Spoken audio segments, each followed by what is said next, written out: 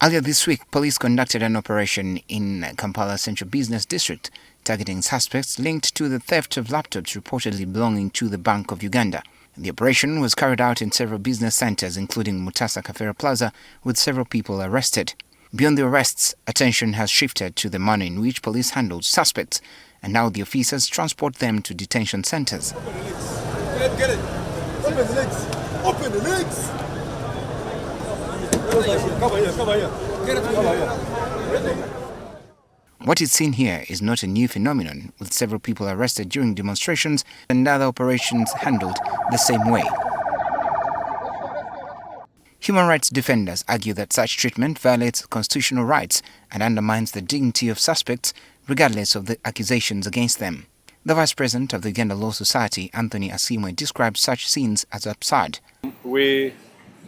Of course, there's a very big challenge with Uganda police. I don't know if they lack professionalism, whether they're not educated enough, whether they're not trained enough, but the rate at which they abuse people's rights, the rate at which they abuse the Constitution, especially when it comes to arresting people and treating suspects, it's really beyond the normal, beyond anyone can comprehend. He maintains that according to the Constitution, suspects are presumed innocent until proven guilty, and as such ought to be treated and handled in a humane way.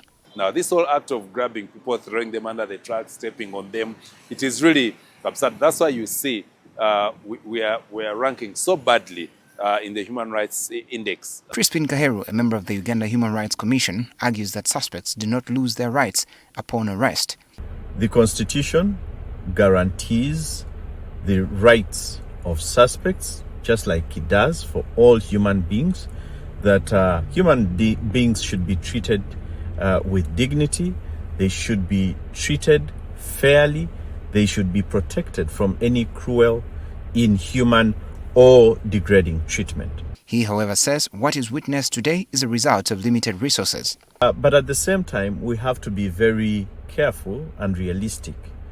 We recognize that the police operates under difficult logistical, security, and operational circumstances.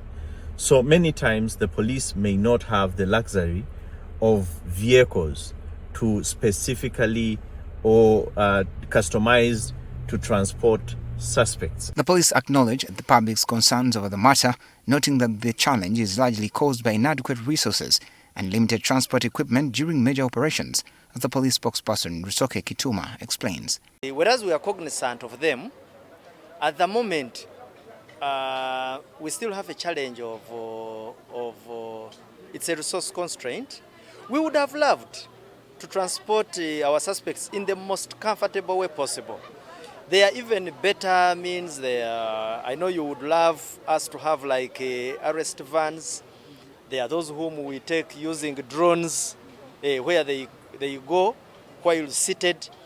Maybe one of the things also people need to understand is the predicament we find ourselves in. You can imagine how costly it would be if at a scene we would go with a pickup mounted with the forces, then we go with an arrest van, and particularly let's say in a place like Alebutong. You get it? So it is something we are looking at, and we shall think about it closely. Police has been growing. Remember, even those pickups you are looking at, it is just recently that we have acquired more. But why not place the suspects on seats that are mounted on pickup trucks? Those chairs are occupied by police officers and who are armed. Then you put a suspect on the same chair. It becomes extremely threatening, both on the lives of the officers, but also the lives of bystanders, because should the suspect forcefully access that firearm, he can injure several members of public or even kill some of them. Even as the discussion over policing methods and human rights continues to attract public attention, especially amid increasing urban operations across the country, we ask what needs to be done to improve the situation and adopt more humane methods of handling suspects. And I think it's high time this issue is addressed by the relevant authority. And as the Uganda Society, it is something that is concerning. for us, and it should be the concern for every citizen, every Ugandan. No one should be treated like that. No one should be treated in such a manner. It is unconstitutional, it is wrong, it is improper, and it is breaking the law. Yet you're in the hands of the people who should be protecting the law.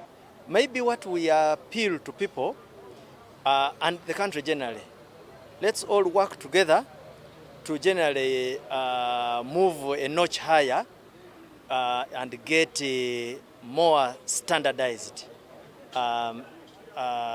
transport facilities for suspects. Required more. Otherwise, there are even districts which didn't have any. For you are talking about putting a suspect under the cabin, but there are districts which even didn't have that cabin.